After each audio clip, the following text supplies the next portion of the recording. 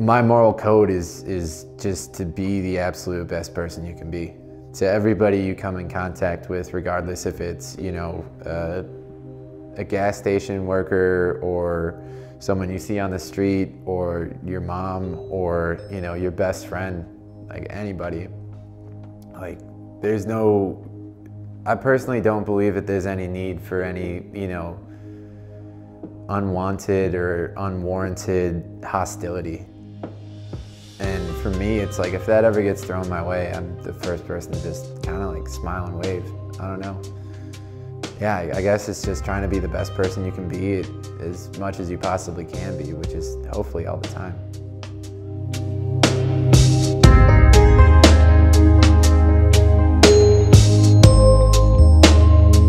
My name is Will Hughes. I'm a graphic designer and a photographer, all around creative, and really the reason I do it is because it makes me happy.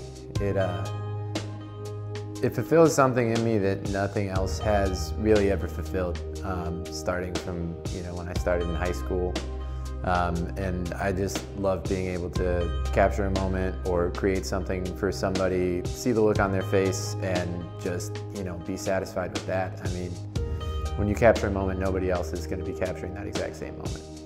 So I think that and seeing the genuine emotion when you get that photo or create that thing is really an unparalleled feeling. I don't know if I remember the first photo I took. I remember my first experience with photography, and I mean, it was at a family friend's bat mitzvah, and they had little disposable cameras on each table, and I was 4 or 5, and I picked one up and I used like 3 of them that night, and we got them all developed, and it's just terrible pictures of people from the waist down, basically.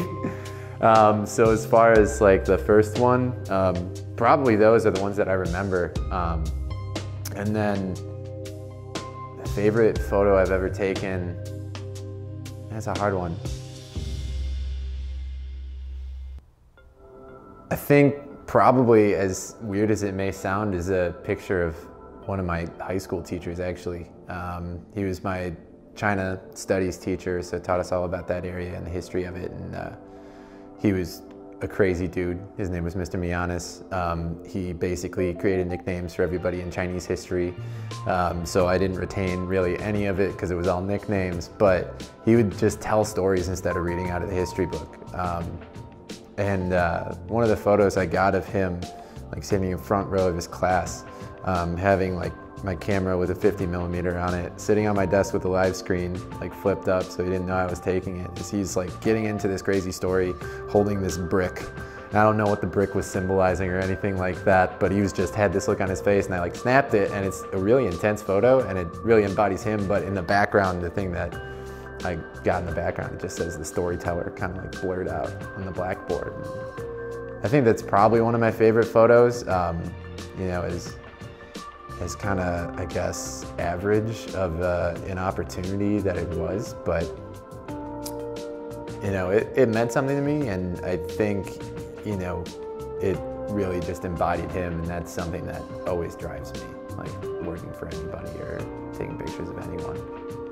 I think what inspires me most about,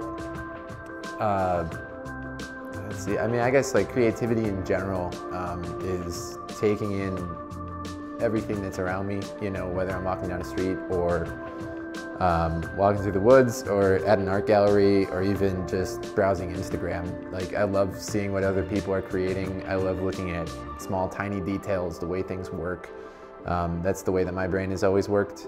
And it's just, there's a lot of beauty in the world that a lot of people don't look at, you know. It's something where everybody spends so much of their time looking down that nobody's looking up, and nobody's looking around in the patterns, the color schemes. You know, everything was put somewhere for a reason. And so taking that and trying to capture it, or, you know, grabbing a color scheme from something and creating a piece of art or a design You know, like even something as simple as a client saying like, I really would like earthy tones in this. It's like, all right, well, what's your favorite area on the planet, you know? And yeah, I'd say that just, I guess the world inspires me, just the stuff that's in it, the people that I surround myself with, the experiences I have. It's kind of, creating is kind of just like a journal to me. I kind of just need to do it. So, I mean, when you can translate it into something really cool, whether it's an image or a design or, you know, making music, playing guitar, piano, anything like that, like finding something out and having that feeling of like a click in your brain where something finally comes together. I think that that's probably what inspires me. That's what drives me, you know, whether it's a dopamine rush or anything like that. Like, it's fun. I strive for those moments, and that's what pushes me further, at least. If we're talking about like people, just in my life, I would have to go with my parents. They've been absolutely nothing but supportive of me, just like pursuing what I want to do. And if we're going with more of like an artistic perspective on it, I fell in love with Ansel Adams photography when I was a little kid, and kind of, you know, wanted to chase those landscapes for a long time. And then I actually got this this National Geographic book that was from like 2000, and it had the 100 years of photographs from National Geographic, and it has the photo of the woman from the Middle East, I believe, where it's like one of the most famous photos of all time, basically. But when I started flipping through that, like all of a sudden, you know, you realized that there's a lot more to take photos of, whether it's portraits or landscapes or concert photography. Like every picture that you take is basically something that is telling a story in history. So I'd say definitely like Ansel Adams, and, you know, if we're getting in on music, I've always loved like the Beatles, Radiohead, Red Hot Chili Peppers. You know, anybody who creates anything that catches my eye or my ear, you know, I'll grab inspiration from. I'd say my biggest goal in life is to be an absolutely full-time creative, and find fulfillment in what I'm doing. You know, I've worked for several companies over the years, and there's a couple that have stood out that really, you know, allow me to do me and capture what I want to capture, and then there's companies that don't. And so I'd say definitely the goal is to be able to support myself with fully just a creative drive and creative fulfillment. I think that's what I'm searching for. And to be surrounded by people that continually inspire me and make me want to push my art, you know. It's not a competition, or if it is, it's a friendly one. But yeah, I just want to keep creating. I never want to stop learning. To me, art means something that you either look at, listen to, or feel that evokes an emotion in you, or something that, you know, you didn't notice before. Whether it's, you know, like I always remember this experience I had when I went to the Museum of Modern Art in New York, and they just had a pink light bulb in a corner that was selling for $5,000. And I was just like, okay. And then all of a sudden you look like right next to it and it's Van Gogh. And somehow they're in the same place, and, you know, although like I didn't necessarily grab anything from that pink light bulb, somebody did. Somebody had inspiration to create it, and, you know, I can't bash that, because obviously they've got something in MoMA. I personally don't. But yeah, I think art is just anything that can evoke a emotion in anybody, you know? I would say the biggest challenge that I've had to overcome is to get over myself and, you know, an ego that had developed over the years of everybody, you know, especially in high school, like people saying like, oh man, this is a great photo, this is a great photo, this is a great photo. And all of a sudden, you know, I start taking classes and I'm like super proud of a photo I took because I climbed on a roof to get it.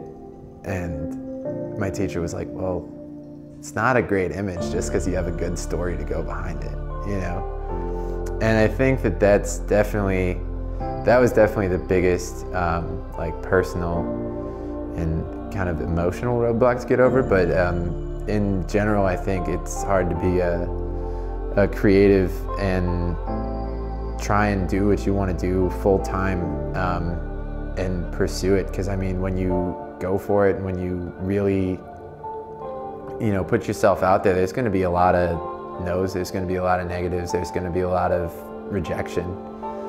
And no matter what happens, you know, you just have to keep going. I mean, I think that's a roadblock that most everybody who does a creative art or you know, is creative in any way, shape, or form, like really has to deal with. And you have to learn to get back up again and keep going and create more. You don't want to stop that. If I could have dinner with 3 people, living or dead, I would probably choose David Bowie, because he's just a giant hero of mine, like he always has been. Just like someone who's unapologetically themselves and doesn't care what other people think at all, and creates amazing art because of it. I mean, you know, I still listen to those albums on the regular, and I've always loved that. And then, let's see, oh man, this is a hard one. You gotta narrow it down. Honestly, probably somebody from like the F-64 group, going back to like, you know, the 1930s. So like Edward Weston or Ansel Adams. It's hard to choose between the two. But I guess I would go with Ansel Adams just because he's been like a huge inspiration to me throughout my photography career. And then probably my mom's mom, my grandma, because I never got to meet her. And you know, my mom always talks about her, always says, you know, how much she would enjoy talking with me, being with me, stuff like that. So I'd really love to just experience, you know, even if it's just a dinner, like that'd be pretty wonderful. I think fashion impacts the world in a much larger way than we give it credit for. You know, it's a standard type thing. I personally know that, like, growing up, I had a lot of hand-me-down clothes. Like, I had a lot of stuff that was not necessarily fashionable. And, you know, finally starting to kind of like find a groove with like what clothes you want to wear. I mean, it's definitely, you know, it's an empowering thing to be able to feel comfortable in the clothes that you're wearing. So it's like, you know, if you find something that fits not only your body, but your personality, your vibe, it feels pretty good, you know?